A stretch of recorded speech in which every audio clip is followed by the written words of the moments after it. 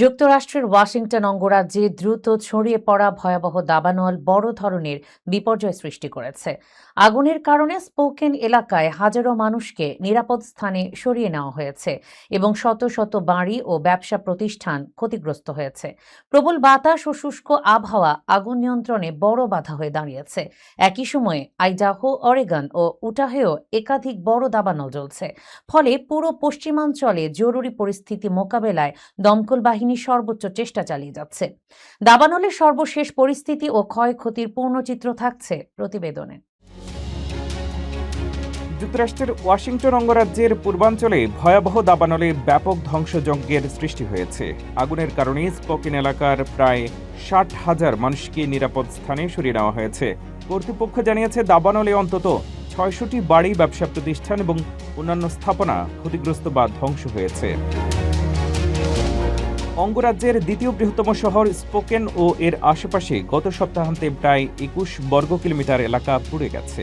আগুন এখনো পুরোপুরি নিয়ন্ত্রণে আসেনি। পুরো ওয়াশিংটন অঙ্গরাজ্যে চলতি মৌসুমে প্রায় 1000 বর্গ কিলোমিটার এলাকা দাবানলে পুড়ে গেছে বলে জানিয়েছে কর্তৃপক্ষ।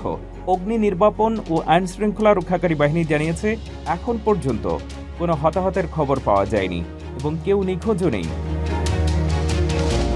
তবে উদ্ধার ও নিয়ন্ত্রণ কার্যক্রম এখনও প্রাথমিক পর্যায়ে রয়েছে।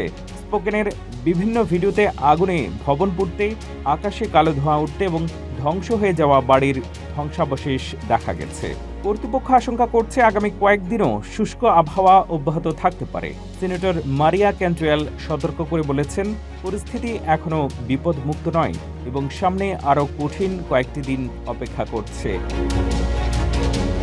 এদিকে পশ্চিম আইডাহো ও পূর্ব অরেগনও বড় দাবানল নিয়ন্ত্রণে কাজ করছেন দমকল কর্মীরা। সেখানে প্রায় 1360 বর্গ কিলোমিটার তৃণভূমি পুড়ে গেছে এবং 600টির বেশি বাড়ি ও 800টি স্থাপনা ঝুঁকিতে রয়েছে।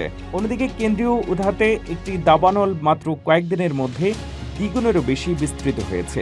এতে শতাধিক গবাদি পশু মারা গেছে বলে স্থানীয় কর্তৃপক্ষ জানিয়েছে।